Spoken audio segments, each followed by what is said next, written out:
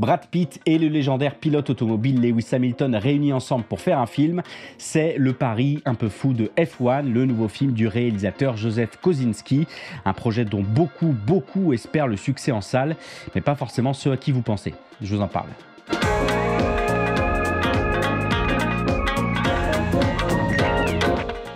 Un accro au jeu qui a laissé passer sa chance. Et qui aurait pu devenir une légende. Mais pour moi, c'est une opportunité. Rien ne peut vraiment vous préparer lorsque vous montez dans la voiture de Formule 1, savoir que vous conduisez une voiture de plusieurs millions de dollars et que si vous l'écrasez, cela coûtera très cher et qu'ils ne vous donneront peut-être pas une autre chance. C'est effrayant. Balançait en 2015 le septuple champion du monde de Formule 1, Lewis Hamilton, dans un documentaire pour la chaîne américaine CBS. Lewis Hamilton qui a des frayeurs de classe dans la vie, visiblement. On n'a pas tous les mêmes problèmes. A fortiori que s'inquiéter de voitures à plusieurs millions de dollars quand on fait soi-même le circuit des Paradise Papers, notamment après avoir acheté un jet privé en passant par une société offshore basée sur les îles Vierges britanniques. Ça ne coule ni ne ruisselle de source, mais Lewis Hamilton quand même, commence bien cet édito, Lewis Hamilton quand même salué par Joseph Kosinski, le réalisateur de Tron l'héritage, de Top Gun Maverick et du très prochain F1 dont vous venez de voir la nouvelle bande-annonce. Lewis Hamilton grassement remercié pour son rôle instrumental, nous dit-on, qu'il a joué dans la conception du film, et ce, dès le début de la production aux côtés de Jerry Bruckheimer, mais aussi et surtout de Brad Pitt en tête d'affiche, dont il a coaché des mois durant la conduite de véhicules, puisqu'il faut bien le dire, les gens, puisqu'il faut bien dire que, au moins matériellement, ce projet F1 a mis à bride abattu les petits plats dans les grands, excusez du peu, un budget 3 à 4 fois supérieur à la norme des films du genre, les rumeurs réfutées par l'équipe parlant carrément d'un budget de 300 millions de dollars, un casting qui fait plutôt envie aux côtés de Brad Pitt, avec Damson Idris, avec Kerry Condon, Tobias Menzies, Javier Bardem, chez Wiggum et tout un tas d'équipes et de pilotes de Formule 1 des saisons 2023 et 2024 qui apparaîtront dans le film dans leur propre rôle. Un retour de l'équipe du colossal succès qu'avait été Top Gun Maverick avec Joseph Kosinski à la réalisation, comme je vous le disais, Jerry Bruckheimer à la production, mais aussi Ehren Kruger une nouvelle fois au scénario et Hans Zimmer de retour à la bande originale. Le meilleur des décors aussi, puisque l'APXGP, la voiture du film, une F2 reconditionnée pour lui donner l'apparence d'une Formule 1 actuelle, avait son petit garage à Silverstone, le berceau de la Formule 1, l'an dernier coincé entre Mercedes et Ferrari. Nombre de scènes de course ayant été filmées lors de week-ends de Grand Prix réels à Monza, à Suzuka et j'en passe, avec des spectateurs réels présents dans les tribunes. Autrement dit, les gens, tout pour un spectacle des plus grandioses possibles sur grand écran. Bref, un film qui ronfle le bail autant que les moteurs grondent des batailles. Et pour cause, F1 de Joseph Kosinski est aussi et peut-être avant tout un enjeu de taille, un enjeu de soft power pour la F1 et pour Liberty Media, cette entreprise américaine de médias de masse possédée par cet infernal libertarien milliardaire de John Malone dont le groupe est propriétaire, entre autres, des franchises de la Formule 1 depuis 2017. Et c'est peu dire que les enjeux étaient et sont de taille, puisqu'en plus d'être l'un des sports les plus médiatisés au monde, une étude de Nielsen Sports de décembre dernier révélait que 2024 avait engrangé 750 millions de téléspectateurs, mais aussi de téléspectatrices qui représentent désormais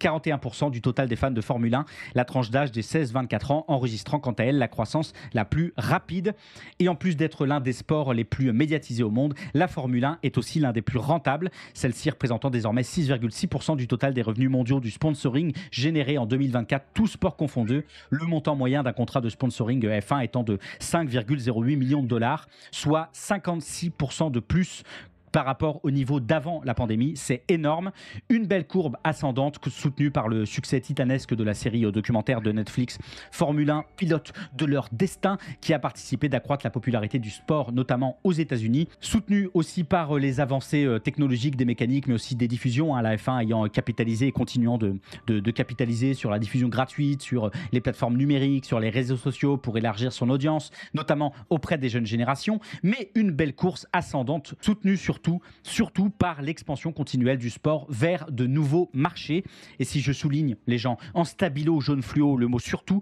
c'est que cette expansion dans tout le nouveau marché est d'autant plus possible que la Fédération internationale de l'automobile, désormais gérée par la Formula One Group et un ensemble de sociétés satellites contrôlées par Liberty Media, justement, que la Fédération internationale de l'automobile défend historiquement un principe de neutralité visant à garantir que le sport automobile reste apolitique et impartial. Un principe de neutralité d'autant plus contrôlé que la fédération est un organisme un petit peu particulier dans le monde du sport à ce niveau, dans le sens où, contrairement à la FIFA, contrairement au Comité international olympique qui ont créé des organes extérieurs ou indépendants pour superviser et conseiller sur les politiques liées aux droits de l'homme et à la responsabilité sociale, la Fédération internationale de l'automobile a choisi d'intégrer ces aspects directement dans sa structure existante. Bref, le plein contrôle de la neutralité, une neutralité tellement neutre et qu'il y a 2 ans, la Fédération en avait profité pour interdire au nom de ce fameux principe de neutralité les déclarations et les commentaires politiques, notamment de la part de ses pilotes dans une révision de son code sportif international.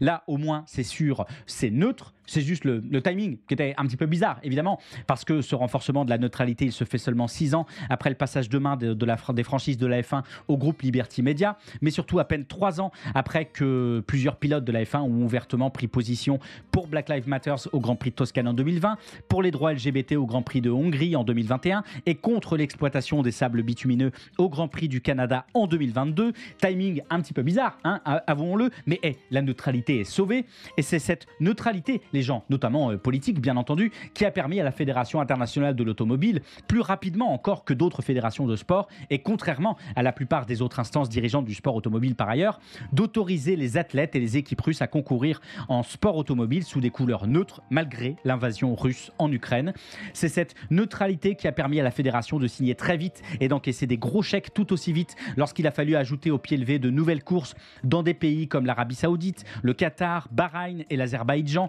malgré les bilans absolument claqués en matière de droits humains, de liberté d'expression, de droits des femmes, de traitement des travailleurs migrants et malgré les critiques de sportwashing qui ont plu dans tous les sens. C'est sans doute cette neutralité aussi qui a fait que jusque dans les années 90, le sponsoring de cigarettes dominait, culminait même en 1996 avec 80% des équipes sponsorisées par des entreprises de tabac, jusqu'à ce que l'Europe interdise la publicité pour le tabac. C'est sans doute là aussi un hasard que la F1 ait commencé à organiser des courses dans des pays comme Bahreïn ou la Chine, où les règles étaient plus souples après cette interdiction. Et c'est sans doute cette neutralité aussi qui leur a permis de retrouver si rapidement de nouveaux sponsors, notamment liés à des industries pétrolières comme Aramco, première compagnie pétrolière au monde en termes de production et qui possède la quasi-totalité des ressources en pétrole de l'Arabie Saoudite. Aramco, entreprise publique par ailleurs, si jamais les efforts de soft power n'étaient pas suffisants pour gagner le Grand Prix du sportwashing édition 2024, 2025, 2026 et même 2030, les gens, 2030, année visée par la Formule 1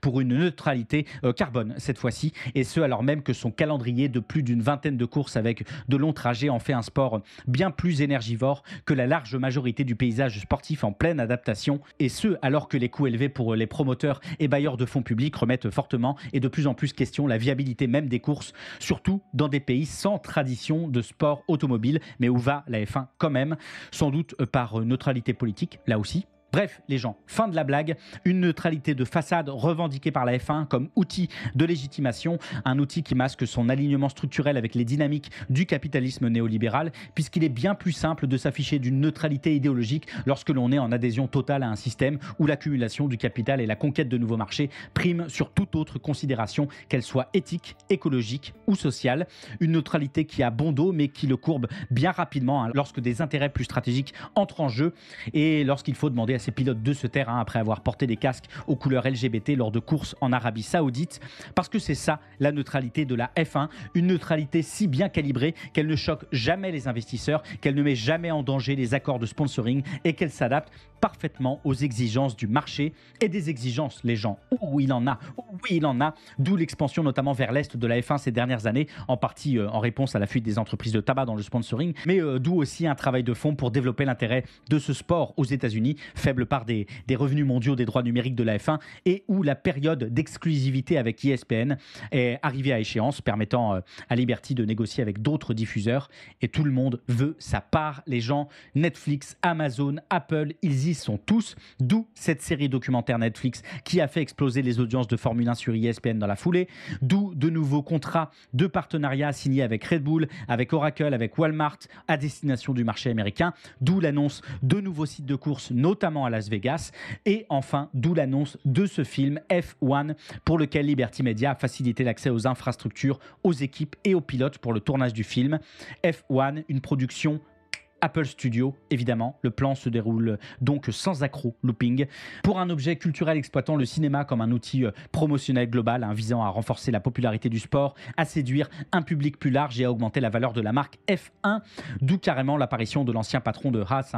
Günther Steiner, le héros de la série documentaire Netflix, qui a également fait une brève apparition dans la bande-annonce. Bref, un outil calibré avec des tolérances millimétriques sur le train avant, et ce, indépendamment de toute qualité esthétique du film, qui sera peut-être incroyable, allez savoir. Personnellement, les images de la bande-annonce me font plutôt envie. Je pense que je lui laisserai sa chance et son tour de piste. Mais il me semble qu'on aurait à y gagner de se rappeler également l'envers du décor, histoire de ne pas être dupe de la fable qu'on va tenter de nous raconter le 25 juin prochain dans les salles, même si, entre nous, on en connaît déjà la fin. Ligne droite, circuit fermé et pas d'éthique sur le podium.